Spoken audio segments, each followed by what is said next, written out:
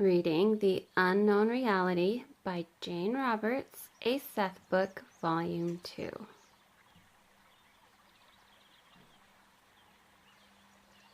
Continuing session 721, we are at practice element number 16.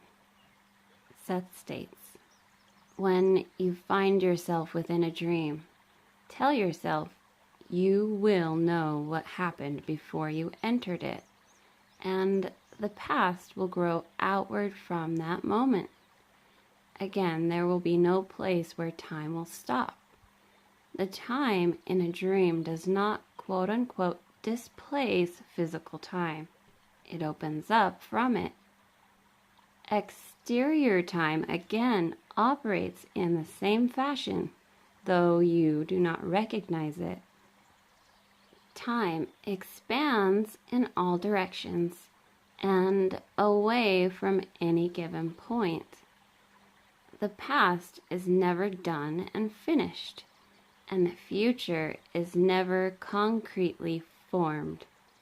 You choose to experience certain versions of events. You then organize these, nibbling at them, so to speak, a bit, quote, at a time, end quote. The creativity of any given entity is endless, and yet all of the potentials for experience will be explored. The poor man may dream he is a king. A queen, wary of her role, may dream of being a peasant girl. In the physical time that you recognize, the king is still a king and the queen a queen. Yet their dreams are not as uncharacteristic or apart from their experiences as it might appear. In greater terms, the king has been a pauper and the queen a peasant. You follow, in terms of continuity, one version of yourself at any given quote-unquote time. Many people realize intuitively that the self is multitudinous and not singular. The realization is usually put in reincarnational terms, so that the self is seen as traveling through the centuries, moving through the doors of death and life into other times and places. The fact is that the basic nature of reality shows itself in the nature of the dream state quite clearly, where in any given night you may find yourself undertaking many roles simultaneously. You may change sex, social position, national or religious alliance, age, and yet know yourself as yourself. Lately, Joseph has found himself embarked upon a series of episodes that seem to involve reincarnational existences. There was a catch, however. He saw himself as a woman, black. Last month, he also saw himself as a Roman soldier aboard a slave ship. He previously had experience that convinced him that he was a man called Nabeen. All of this could have been accepted quite easily in conventional terms of reincarnation. But Joseph felt that Nabeen and the Roman soldier had existed during the same general time period, and he was not sure where to place the woman. In all of these episodes, definite emotional experience was involved.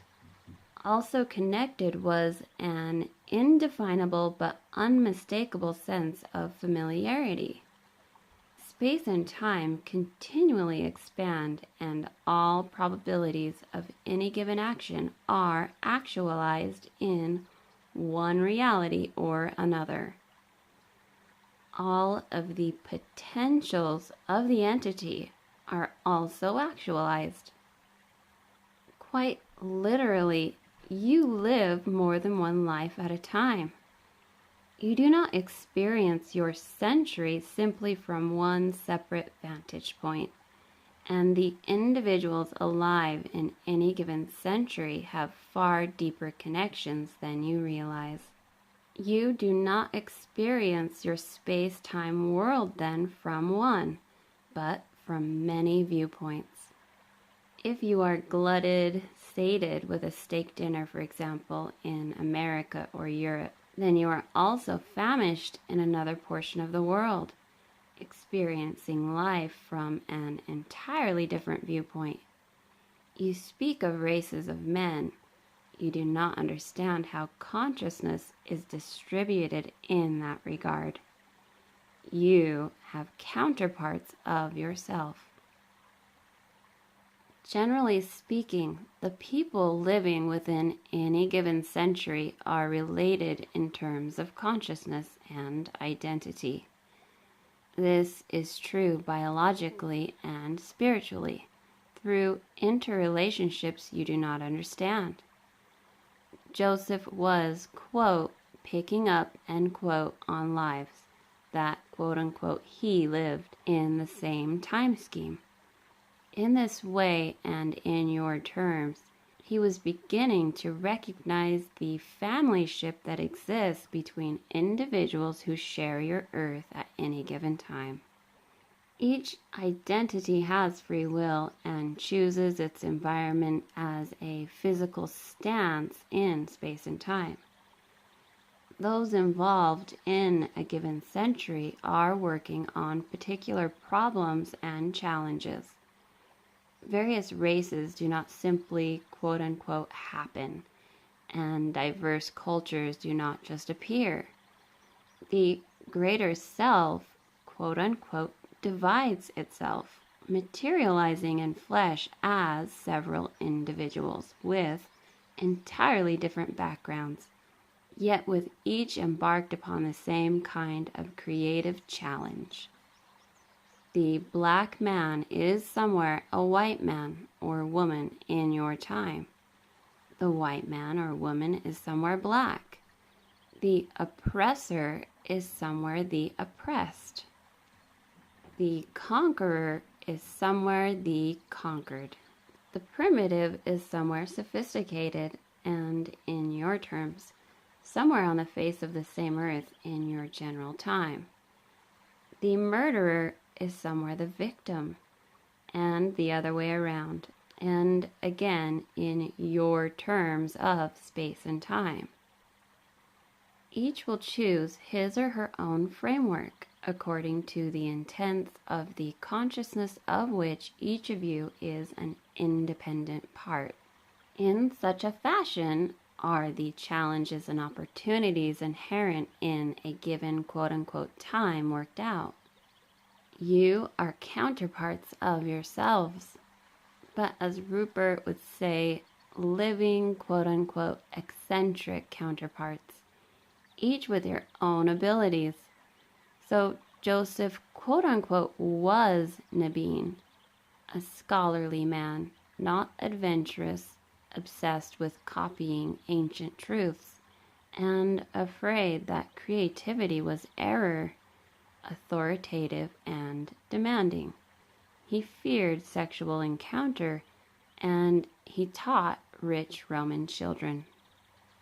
At the same time, in the same world, and in the same century, Joseph was an aggressive, adventurous, relatively insensitive Roman officer who would have little understanding of manuscripts or records, yet who also followed authority without question.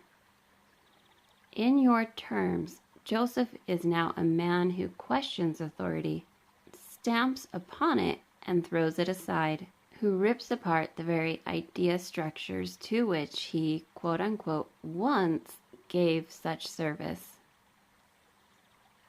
In greater terms, these experiences all occur at once. The black woman followed nothing but her own instincts. I do not want to give too much background here, and hence rob our Joseph of discoveries that he will certainly make on his own. But the woman bowed only to the authority of her own emotions, and those emotions automatically put her in conflict with the British colonial politics of the times. All right, before I read this is really important, so listen really carefully. Seth states, Joseph's focus of identity is his own. He will follow it. He was not Nabine, or the Roman officer, or the woman. Yet they are versions of what he is, and he is a version of what they quote-unquote were. And at certain levels, each is aware of the others. There is constant interaction. Okay, so again, before I continue, we have these other selves that are a part of us, but it's not actually us. We're not reincarnating like the same self reincarnating. It's experienced through other times, other people, the whole deal. I mean, so that's like a fine little detail that you want to understand. Seth continues, he says, the Roman soldier dreams of the black woman and of Joseph. There is a reminiscence that appears even in the knowledge of the cells and a certain correspondence. There are connections then as far as cellular recollection is concerned and dreams. Now, the Roman soldier and Nabine and the woman went their separate ways after death. They contributed to the world as it existed in those terms and then followed their own lines of development elsewhere in other realities. So each of you exists in many times and places, and versions of yourselves exist in the world and time that you recognize. As you are part of a physical species, so you are a part of a species of consciousness. That species forms the races of mankind that you recognize. Okay, so right here, Seth's about to end dictation, but he says the material is indeed endless, as apparently Jane had remarked at break. And down here in the notes it says that Jane told Rob that Seth could, quote unquote, continue forever, whereupon he returned to touch upon Jane's and my reincarnational quote unquote history from another angle. So Seth comes back in for a sec, and he states, now, in your terms only, neither of you has a reincarnational future. You have accepted this as your breaking off point. In other terms, there are 3 future lives, but your greater intents as of now break you off from this system of reality, and you have already journeyed, both of you, into another. And from that other reality, I speak. In those terms, I am a part of both of your realities. Think of this in terms of other information given this evening, and you may see what I mean. So just that last paragraph and that last phrase is enough to really make you think, right? Luckily, Rob inserts some thoughts here. And this is what he says. So Rob states, well, he had said after discussing the session with Jane, well, it's my understanding that our whole self or entity experiences a group of simultaneous physical lives in various historical periods, and that in ordinary terms, we think of those lives as following one after another. That includes so-called future lives too. But each of those incarnations will have its cluster of counterpart lives, revolving around it like planets around a sun. Within that context, of course, each counterpart personality thinks of it itself as being the sun, or the center of things. And end quote by Rob, and Jane, yawning, agrees. And he goes on to say, I fell asleep almost at once when went to bed. This is Rob. Sitting up beside me, though smoking a cigarette, Jane got more material on reincarnation and counterparts. Quoting Jane, the next morning, she said, in fact, I was getting stuff on unknown reality each time I woke up during the night. I was also reading solid copy in the dream state. End quote by Jane. Rob states, in those cases, she received the material, quote unquote, herself, while knowing that it came from Seth. Rob adds, Jane's own counterpart material included variations of Seth's basic concept. Here's one of her examples as she described it to me. Quote, Jane states, we can span a period like a century if we want to. We can be a child at one end of it and an old man or woman at the other. Michelangelo, who lived for 89 years from 1475 to 1564, decided to span a century himself, instead of as three counterparts say. Since there aren't any laws about all of this, a great man could choose to do it that way in order to affect our world with his gifts from his own personal angles. He wouldn't necessarily want or need the counterparts, at least for those purposes. He'd have more than enough to offer on his own. End quote by Jane. And then Rob is stating, this session on counterparts represents a key point in Seth's discussion of the unknown reality. The reader is directed to Appendix 21 for related material from the recent past, which anticipated tonight's new concept.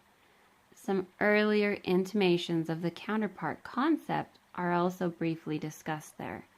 So when Appendix 21 is ready, go right immediately to that. Okay, so session notes state, number 1, Rob states, the series of visions that made up my overall perception of the black woman in Jamaica were the most vivid I've ever experienced.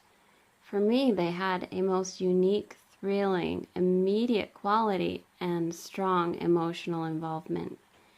As I sat at the typewriter in my studio, I was flooded with perceptions of myself as such a woman. Pursued by an armed English military officer, she ran for her life down a hilly village street. She wasn't especially young.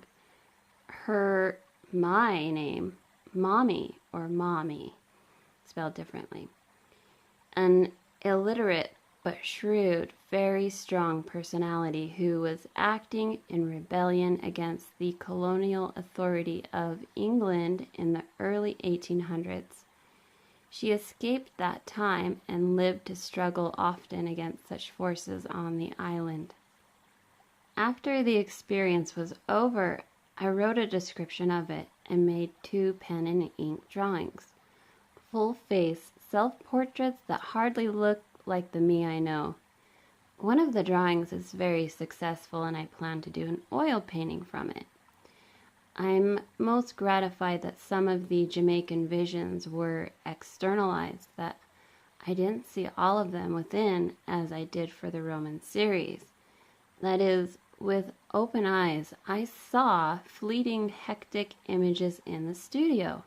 I felt emotions. I was exhilarated by the whole thing. Right here it states that Jane presented his account of the Mame episode, as well as portions of this session itself in her Psychic Politics book, Chapter 12. And the next note I'm going to read, but I'll give you guys this information if you want to read it, is note number 4. So note number 4 is in reference to when Seth stated, if you think of abundance as spiritually dangerous.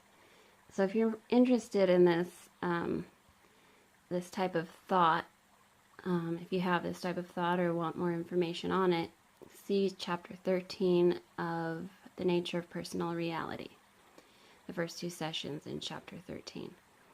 And then note number 5, Rob is saying go to Appendix 12 when it's ready.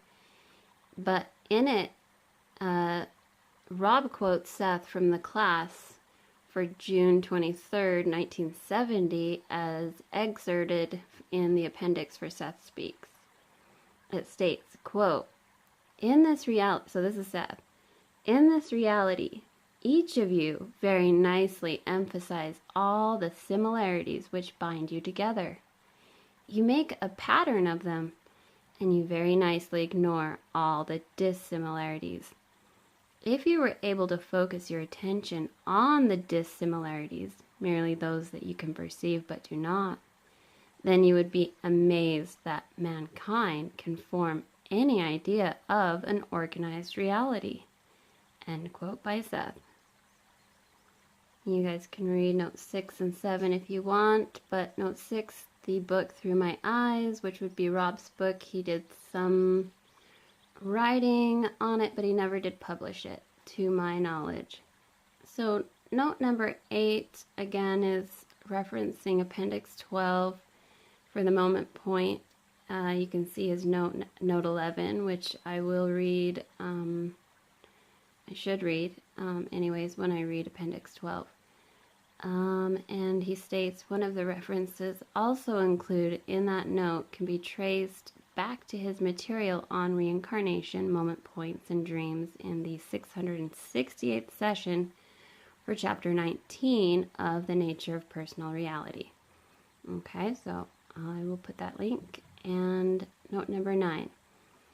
In those terms, Rob states, in those terms, my supposed quote-unquote Nabean life took place in Greece, Palestine, Rome, and other locations in the Middle East during the earlier part of the 1st century AD. And he says that you can see chapter 5 of Jane's Adventures in Consciousness for more of that information. And then note number 10 is Rob wanting to define counterparts. So here's the definition in case you guys don't know or haven't looked it up. So counterpart 1, a person or thing that corresponds to or closely resembles another, as in form or function. And 2, a thing which when added to another completes or complements it. And then 3 is a copy or duplicate of Elisa. And then note number 11, Seth used Jane's word eccentric from her book Psychic Politics in that particular reference on 11. And he adds, in her book, she uses the term in connection with personality to mean that each physical self is a creative and unpredictable version of an inner quote-unquote heroic model. So if you've read Psychic Politics, you know exactly what this is talking about. Okay, so note number 12, Rob's going into more about the Roman soldier self that experience that he had. He says, my Roman soldier self might have, quote, followed authority without question, end quote, as Seth states in this session, yet he must have behaved with more than a little guile. In a private session held some time after he'd finished Unknown Reality, Seth again referred to the Roman, doing so because of additional material Rob had produced about the 1st century personality. So here's Seth. Seth states, quote, as a Roman, you pretended to be a follower while you were a man of rank in the military. You had no belief in the conventional gods, yet you were supposed to be conquering lands in their names. You traveled even to Africa. You had a disdain for leaders or liars, and of the masses as followers, and so you were always in one kind of dispute or another with your fellows, and even with authorities. You were of a querulous nature, yet highly curious and, again, physically involved. Your curiosity did not concern philosophies, but had to do with the physical world, and particularly with its water passageways.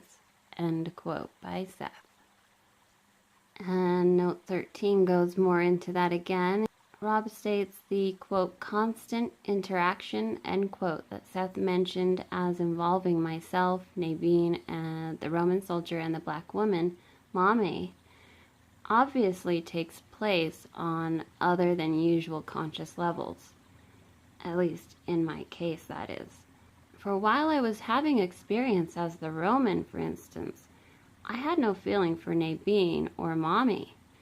No idea of reincarnation or of counterparts either. Each quote-unquote time, each time I tuned into one of those personalities, I was too caught up in that particular role to be aware of any of the others.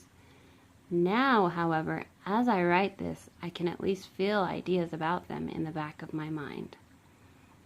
And note number 14 here states, for one example of Jane and Seth on cellular memory, among other subjects, he says, see the 653rd session as it bridges chapter 13 and 14 in personal reality.